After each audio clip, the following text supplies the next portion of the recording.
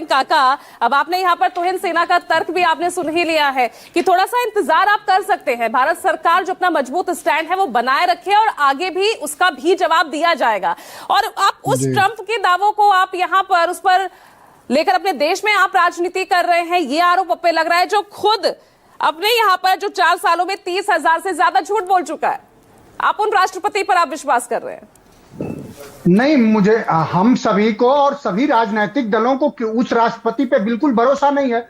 हमको भरोसा अपने देश के पराक्रमी और सबसे सर्वोच्च बलिदान देने वाली सेना पर है, और हमने सबसे ज्यादा भरोसा अपने देश के प्रधानमंत्री पे करा। तभी तो हमारे देश के प्रधानमंत्री ने सर्वदलीय जब बैठक बुलाई तो सभी राजनीतिक दलों के लोग गए, लेकिन देश के प्रधानमंत्री को सभी राजनीतिक दलों से संवाद करने के बजाय उनका देश की सुरक्षा पर इतना उनका कम ध्यान था कि वो राजनीतिक अपना मन संभाल रहे थे। पूरा देश के राजनीतिक दल उनका साथ दे रहे थे।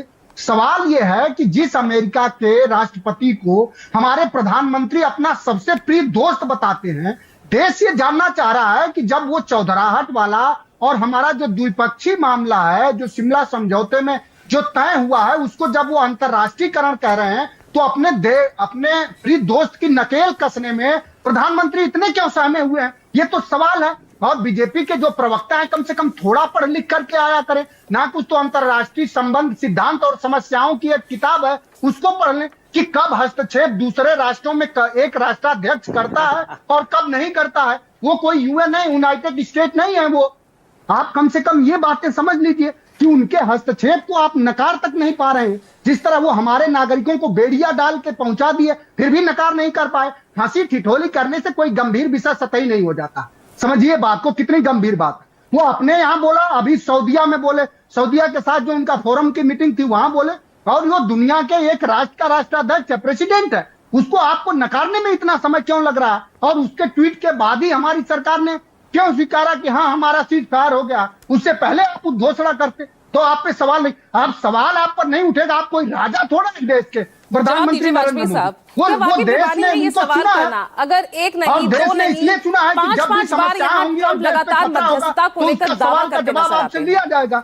ट्रेड का जिक्र करते नजर आते हैं, चेतावनी देते नजर आते हैं, युद्ध नहीं रुकेगा तो ट्रेड नहीं होगा। सुनिए थोड़ा पूजा जी, दबाव नहीं पूरी हो जाए, यही तो आरोप लगा है। मेरी बात पूरी हो जाए, मेरी बात पूरी हो जाए, प्लीज। जब होते हैं वर्ल्ड ग्लोबल लेवल पे तो उसमें बहुत सारी चीजें सोचनी पड़ती है। प्रधानमंत्री का 8 बजे का जो लेक्चर उन्होंने भाषण दिया, उसको आप ध्यान से सुने। उन्होंने उस बात का कॉग्निजेंस ही नहीं लिया है और उसको इग्नोर कर दिया है। क्या बात कर रहे हैं? इससे एक सेकंड कौन बोल रहा है? एक करके ना, उन्होंने सिर्फ जुमले सुनाए। प्रधानमंत्री जी ने कोई स्पष्ट बात और कोई किसी समस्याओं का और किसी सवालों का जवाब नहीं। सिर्फ अपने 20 मिनट के भाषण में उन्होंने पूरे देश को बरगलाया। उनकी एक जिम्मेदारी थी कि मनोज जी आप तो सुन लीजिए ना, जवाब तो सुन लीजिए। ये तो कर ही रहे हैं, विपक्ष का काम यही है, क्रिटिसाइज करते रहिए। मैं एक मिनट क्लैरिफाई कर दूं। मनोज सिंह काका, प्रधानमंत्री ने राष्ट्र के नाम संबोधन में अंतर्राष्ट्रीय स्तर पे ये बात कही कि जो लोग सवाल उठा रहे हैं, वर्ल्ड लीडर्स को भी कहा उन्होंने, तो उन्होंने जवाब दिया कि पाकिस्तान से अगर अब बात होगी तो टेरर पे होगी और पीओके पे होगी। तो ऐसा नहीं है कि प्रधानमंत्री ने ट्रंप का नाम नहीं लिया, यूएस का नाम नहीं लिया, लेकिन उन्होंने बाहर के नेताओं को, वर्ल्ड लीडर्स को वो मैसेज दिया था राष्ट्र के नाम संदेश में। और डिप्लोमेसी में कई बातें सटल तरीके से कही जाती हैं।